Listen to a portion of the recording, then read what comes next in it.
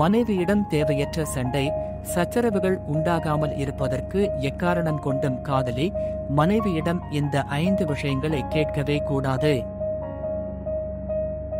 Silence என்பது இருமுனை கத்தி போல. சில சமயம் பல சண்டைகள் உண்டாகாமல் தடுக்க காரணமும் சைலன்ஸ் தான். பல சமயம் சண்டைகள் பெரிதாக காரணமாக இருப்பதும் சைலன்ஸ் தான். முடிந்தவரை உங்கள் துணையின் அந்த 3 நாட்கள் மாதத்தின் எந்த நாளில் வர சாத்தியம் என்பதை தெரிந்து வைத்துக் கொள்ளுங்கள். இதுவும் புருஷ லட்சணம்தான்.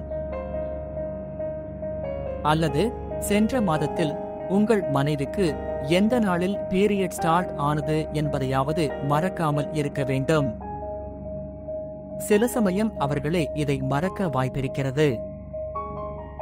இது எதுவும் தெரிந்து வைத்துக் கொள்ளாமல் திடீரென ஒரு நாள் சென்று அந்த நாளில் குழப்பமான சில கேள்விகள் கேட்டால் நிச்சயம் ஒரு ருத்ரதாண்டவத்தை எதிர்கொள்ள வேண்டிய சூழல் உருவாகலாம்.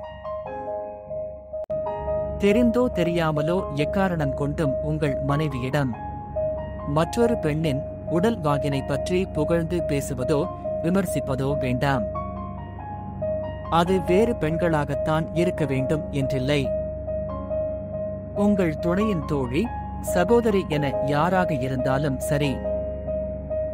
அதனால் வெளிப்படும் கோபம், தாக்கம், விளைவுகள் ஒரே மாதிரியானதாகத்தான் இருக்கும். பெண்கள் வெளியே செல்லும் போது ரெடியாக சற்று கூடுதல் நேரம் எடுத்துக்கொள்வார்கள். எனவே அவர்கள் ரெடியாகிக் கொண்டிருக்கும் போது 5 நிமிடத்திற்கு ஒரு முறை சென்று முடிஞ்சதா, இன்னுமா ரெடி ஆகுற, லேட் ஆகுது என்று கேட்டுக்கொண்டே இருக்க வேண்டாம்.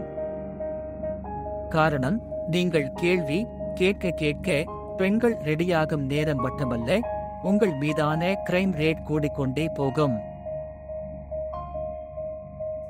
உங்கள் துணைக்கு பிடித்த உணவு உங்களுக்கு பிடிக்காது என்றாலோ அல்லது அவர் சாப்பிட போகும் உணவில் அதிக கொலஸ்ட்ரால் இருக்கிறது, இது அதிகம் சாப்பிட்டால் இது வரும், அது அதிகம் சாப்பிட்டால் அது வரும் என்று அவர்கள் ஆசையாக சாப்பிட செல்லும் போது சொல்ல வேண்டாம். சாப்பிட்டு முடித்த பின்னர் அதனால் ஏற்படும் பக்க விளைவுகளை எடுத்துக் கூறுங்கள். சில சமயம் ஆண்களிடம் வெளிப்படும் கெட்ட பழக்கமே ஒப்பிடுவதுதான். ஏதாவது ஆசையாக சமைத்து கொண்டு வந்து கொடுத்தால் நல்லா இருக்கு, நன்றி என்று கூறி சாப்பிட்டு விடுங்கள்.